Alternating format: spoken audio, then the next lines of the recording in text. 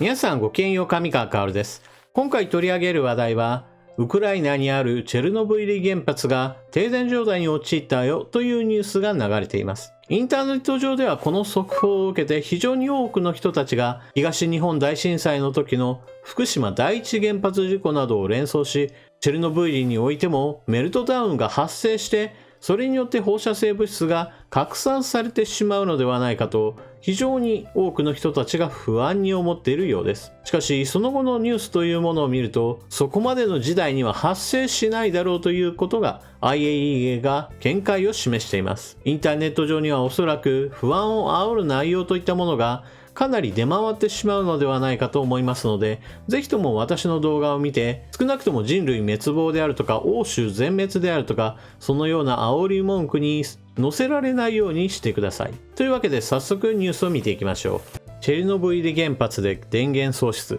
IAEA 重大影響なし。ウクライナのクレバ外相は9日、ロシア軍が制圧した北部のチェルノブイリ原子力発電所について全ての電力供給が途絶えたと明らかにした。自身のツイッターに唯一の送電設備が損傷したと投稿した。国際原子力機関 IAEA は安全面で重大な影響はないとの見方を示した。クレバ氏は電力供給を復旧させるために直ちにロシアが攻撃をやめるよう国際社会が求めることを呼びかけると訴えた。その上で予備のディーゼル発電機で48時間は電力供給できるが、その後は使用済み核燃料の冷却システムが止まり放射性物質が漏れ出すだろうと指摘した。ウクライナの国営電力会社ウクレネルゴも同日、チェルノブイリ原発が停電したと発表した。同社によれば、停電により使用済み核燃料を冷却できず、放射性物質が大気中に拡散する恐れがあるという。アメリカのウォール・ストーリート・ジャーナルは、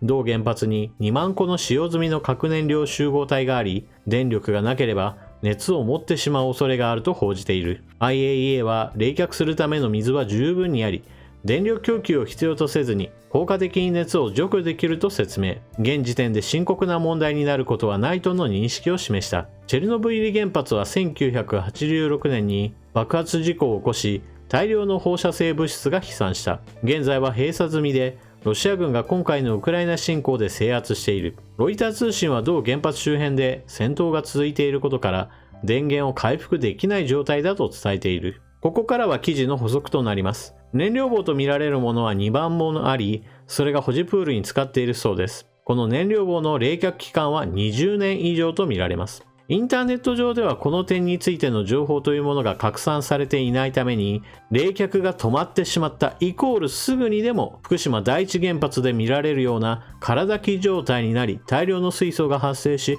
爆発し、そしてそれが放射性物質の拡散になってしまうんだという連想を導き出してしまう人たちがたくさん出ています。ですからこの冷却期間が20年以上というのは非常に重要な情報です。チェルノブイリ原発は1から4号炉まであります。その中でも4号炉が1984年に事故が起こりました。一方で事故を起こしていないその他の原子炉についてはその後も運用が続きました。2号炉は1991年に停止、1号炉は1996年に停止、そして最後の3号炉は2000年に停止しました。通常燃料棒については崩壊熱がありますから使わないようになったとしても、その後冷却期間としては数年の間はずっと人工的に冷やし続ける必要があります。そして冷却期間が長ければ長いほど基本的には制御しやすい状態になるというわけです。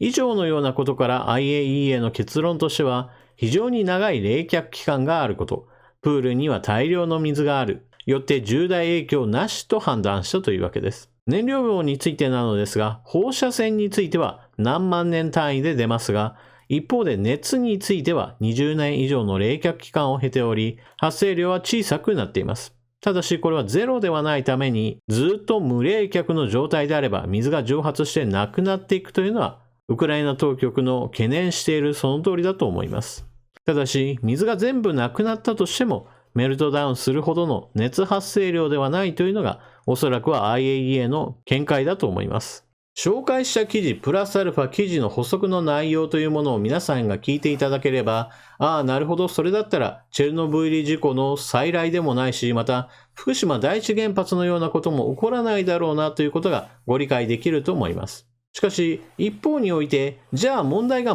全くないのかといえば、そういったわけではありません。IAEA が言っているのは基本的には重大な影響がないと言っているだけであり、重大以下についてはリスクは当然存在するわけです。それはウクライナ当局が言っているように、全く冷却ができないよという状態がこのままずっと続くのであれば、だんだんプールの水もなくなっていきますし、プールがなくなるということは当然のように、むき出しの核燃料がさらされるということです。通常であればそのようなことにならないように電源を復旧するために力を尽くすわけですが、現在この地域はロシア軍が占領しており、ウクライナ側は基本的には全く手がつけられない状態になっています。ですから論理的に考えれば、ロシア側が電力を復旧するために公兵を送るなり、もしくは技術者を送るなりして問題を解決すればいいわけです。通常であればこの話というものは誰もが理解しますから、なるほどそれだったら電力回復に努めようという話へと進んでいくわけです。しかしここに大きな問題があります。